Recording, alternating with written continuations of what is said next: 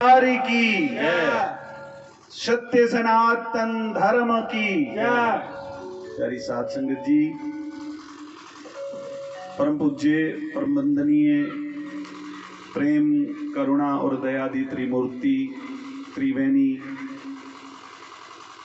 संत श्री मदन महंत जी महाराज, बड़ी अपनी मधुर बाणी कन्ने तुसी अपने दिव्य प्रवचन मैं आखना गागर च सागर भरी होनी सार सार सारा जियां तुस 10 संतरे खाई लो ते जूस कड्डो तो एक गिलास है जूस पिलाई उड़िया, इन्ना अमृतमय जूस पिलाई उड़िया ज्ञान का जिहड़ा अस 2 घंटे च भी नहीं आखी सकते, वो चंद लाइनें च आखीए ना। आदेश होया महंत जी का कि साढ़े विच साधवी बहन जी आई दियां, मैं तुसीं निक्का जिहा परिचय कराइए तो मैं माइक उनके अगे सौंपंग। मेरे बचपन दे एक बाल सखा मैं उन्हें राष्ट्रीय संत और श्रीमद भागवत महापुराण दे सरस प्रवक्ता अमृत जी कथा सुनाते हैं और मेरे मित्र होने के बाद वो मेरे भागवत गुरु भी न, जिंदे चरणे च बही है मैं भागवत की ये बूंद जी अमृत की एक मेरे झोली च पाई उस प्रभु ने, मेरे दातार मेरी सच्ची सरकार ने। और केड़ा आश्रम आउंदा जिंदे च लोग पापी नीच लोग बच्चे की जन्म दई है तो झाड़ियां च इधर उधर छुट्टी नालियां कूड़े ऊपर, ऐसे बच्चे की वो पाल दे और उनके कोल अनेका अनेक बच्चे पढ़िए लिखिए अच्छे अच्छे डिपार्टमेंट च सर्विस करा दे, कुछ संत बनिए, कुछ धर्म प्रचार समाज सेवा च लगी है। वृद्धाश्रम नाल नाल बड़ी गै दिव्य गौशाला उत्थे अस हुण गए रहे हिमाचल पंजाब और हरियाणा का सत्संग का साड़ा प्रवास हा। साढ़े चौधरी साहब अशोक जी साढ़े भाजपा नेता ने वो भी मेरे कन्ने दिखी आए ते उनका मैं कोटानु कोट हर वेले शुकराना उनके प्रति कृतज्ञता मेरी रोंदी। ऐसे दिव्य संत जिहड़े ग्रां ग्रां देश देशांतर च जाइए उस भगवत भक्ति का प्रचार और प्रसार करा दे, उनकी शिष्य साड़ी बच्ची छोटी निक्की जी दिखी असें और पढ़ी लिखी है, बहुत विद्वान बनी। हर कोई चाहता मेरा बच्चा डॉक्टर बने, इंजीनियर बने, प्रोफेसर बने, बड़ा कोई उच्चा उच्चा अफसर बने, पर पढ़ाई लिखाई है उन्हें माता पिता की मैं प्रणाम करना, गुरु की लोग और बड़ा किश देंदे, बड़िया अपनिया भेंटा हृदय कन्ने दिंदे, पर अपने दिल का कलेजे का टुकड़ा जड़ा बच्चा पढ़ाई लिखाई है जिहदी पता नहीं केड़ी केड़ी खुशी ही जीवन च बनने दी कुछ करने दी, ऐसी बच्ची की गुरु दे लड़ लाया और उस बच्ची ने गुरु दे उस अमृत मय ज्ञान की अपने रोम रोम रग रग विच बसाया और संन्यास की दीक्षा ली है। अज तुस सुन गए होणेगी इन्नी छोटी अवस्था च इन्ने सूक्ष्म विवेचन व्याख्या धर्म दी भक्ति दी ज्ञान दी और जीवन दे सार तत्व दी मैं कुछ मुँह चा नहीं सुनी। मेरी बिटिया समान मेरे मित्र संत उनकी शिष्य बच्ची है, मेरी भी बेटी है। मैं महाराज जी की प्रार्थना की थी कि मेरे ग्रां आई दी मंदिर च जे तुस आखो तो मैं संगत के दर्शन करा उन्हें की तो संगत भी दर्शन करा उनके अमृतमय बचने का लाभ लवा है। तो मैं ज़्यादा देर तुंदे विच नहीं रोंदा हुआ, मैं देवी जी की प्रार्थना करन कि आपसे मेरी विनती है कि डोगरी ने की पता नहीं समझ आनी नहीं आनी कि 20-25 मिनट के लिए सार सार आप सुनेंगे, बहुत अच्छा सत्संग आपको सुनाएंगे। उसके बाद जैसा महंत जी महाराज जी का आदेश होगा वैसे कार्यक्रम इस सत्संग के इस पावन कार्यक्रम को हम आगे बढ़ाएंगे। मैं प्रार्थना करूंगा साध्वी बहन सुशीला सुरभि प्रणामी, मेरी बड़ी बहन है सुशीला बहन जी, उनका नाम और सुरभि जी बेटी हमारी इनका नाम मिलता है। तो मैं इनसे प्रार्थना करूंगा कि आप ये भोले वाले हमारे गांव के, मैंने आते भी इनको कहा जितनी सरलता जितनी सहजता जितना भोलापन महंत जी की संगत में है, जितनी श्रद्धा है जितना भाव है, वो और भी संतों के बड़े बड़े कार्यक्रमों में हम जाते हैं, बड़ा कम देखने को मिलता है। आइए हम भाव और प्रेम से एक जयकारा बोल करके साध्वी बहन जी के वचनामृत का लाभ लें। सभी प्रेम से बोलिए कृष्ण कन्हैया लाल की जय, सियापति रामचंद्र महाराज की जय, सचिया जोता वाली माता वाडी सदा जय। सद्गुरु महाराज की जय। वंदो सतगुरु चरण को, करो धनी प्रेम प्रणाम। अशुभ हरण मंगल करण, श्री देव चंद्र जी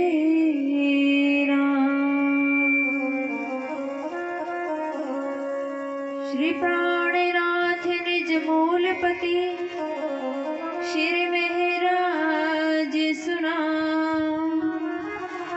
तेज कुंवरी श्यामा युगल को, पल पल करूं प्रणाम। नमो नमो गुरुदेव को, नमो नमः सब संत। श्री राजदास गुरुदेव को, नमो अनंत अनंत। गुरुर्ब्रह्मा गुरुर्विष्णु गुरुर्देवो महेश्वर, गुरुर्साक्षात् परं ब्रह्म, तस्मै श्री गुरुवे नमः। जय जय श्री राधा रमण हरे, जय जय नवल किशोर,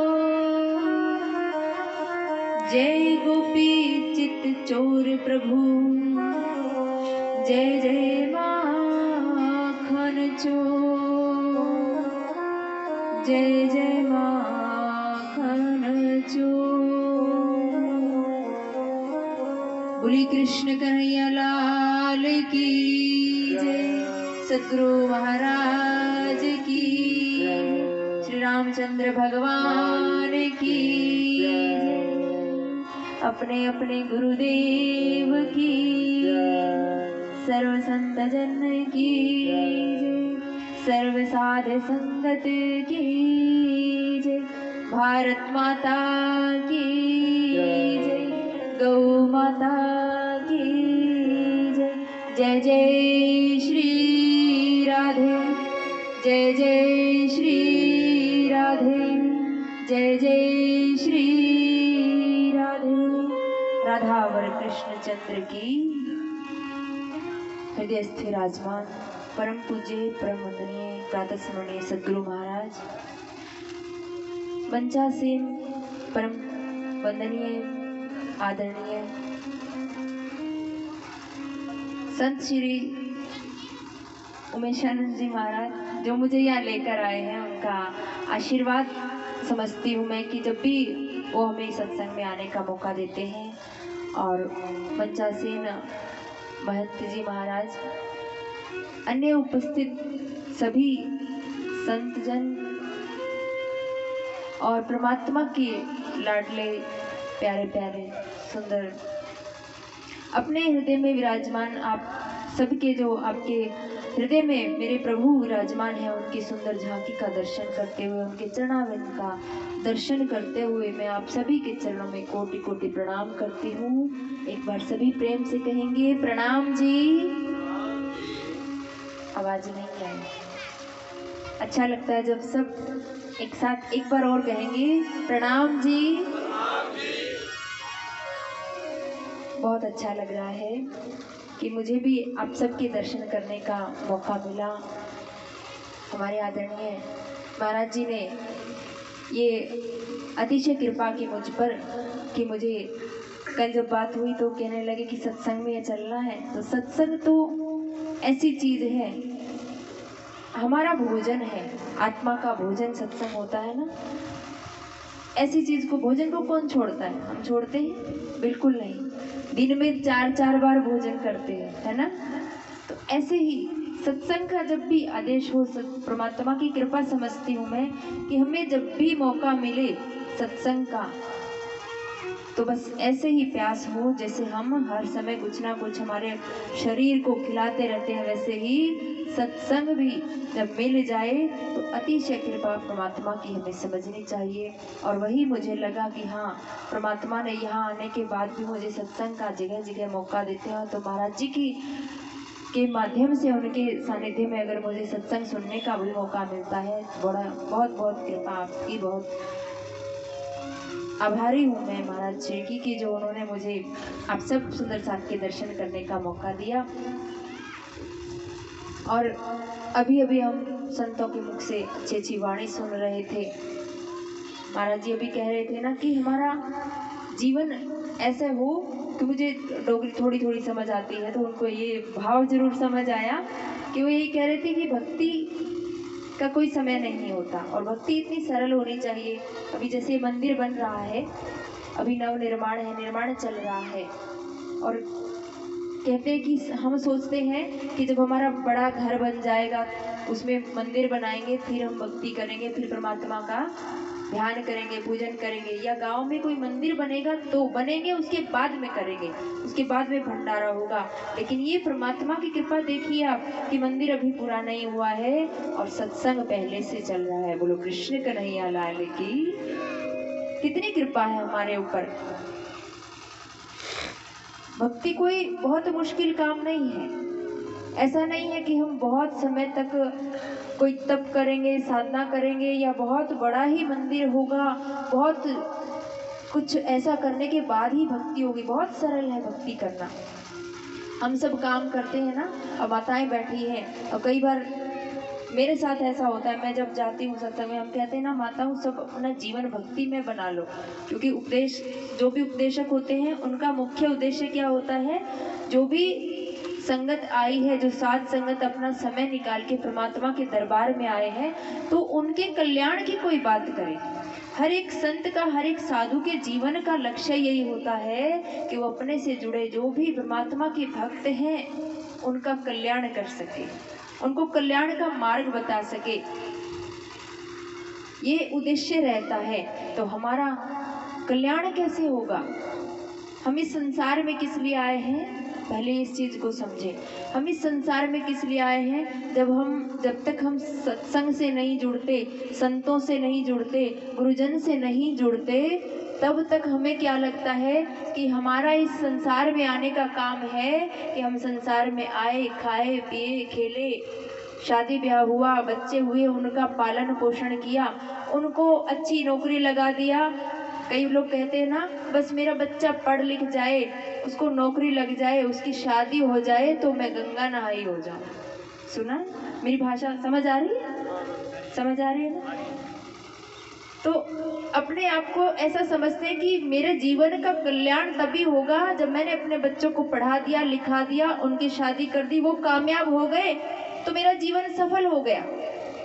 हम ऐसे सोचते हैं, लेकिन ये इस संसार का काम है, ये तो माया का काम है। इस संसार में हम आए तो हमारा कल्याण कैसे हो? अब आप सोचोगे ये हमारा ही तो कल्याण है, हमारा ही तो अच्छा हुआ।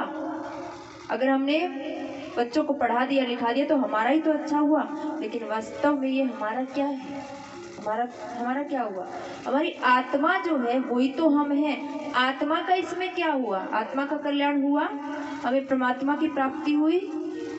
हम गलती कहाँ करते हैं कि जो हमारा पारिवारिक काम है, हमारा सांसारिक काम है, उसी को हम अपना काम समझ लेते हैं, वो हमारा दूसरा काम है। इसको एक छोटे से उदाहरण से मैं समझाऊंगी।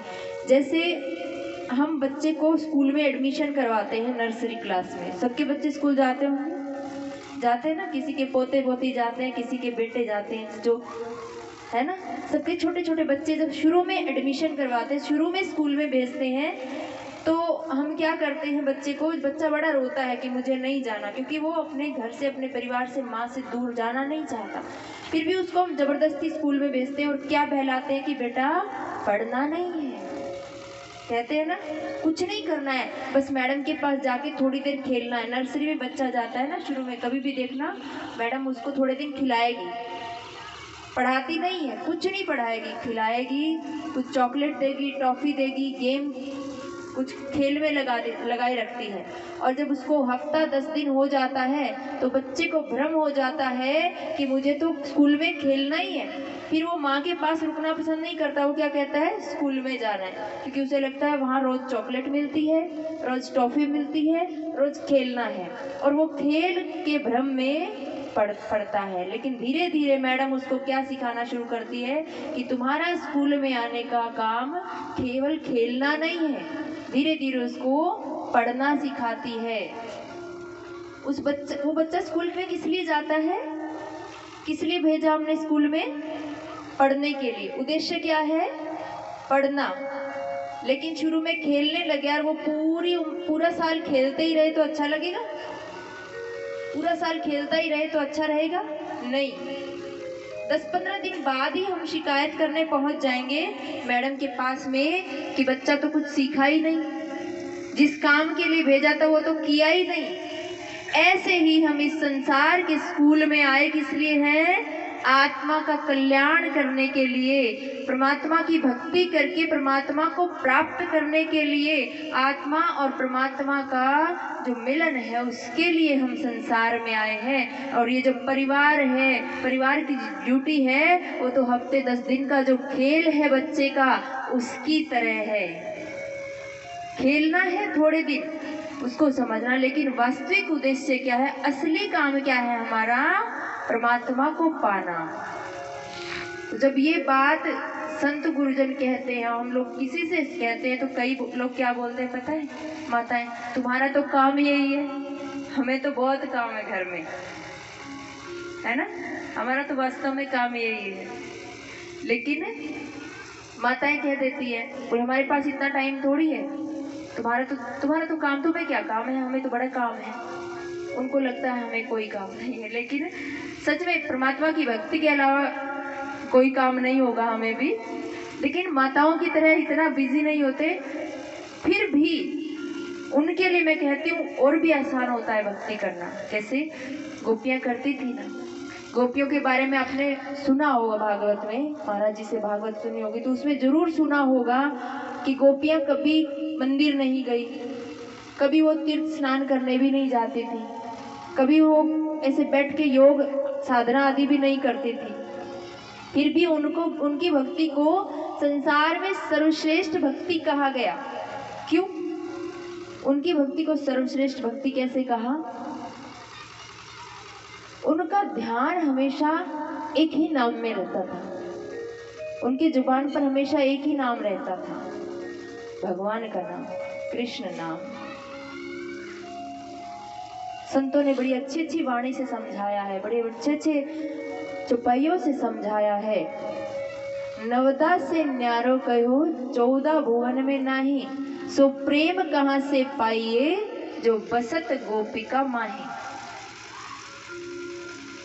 नवदा भक्ति के सुना है ना हमने, 9 तरह की भक्ति होती है, लेकिन उस 9 तरह की भक्ति से भी ऊपर एक भक्ति और होती है, वो है परमात्मा से प्रेम की भक्ति।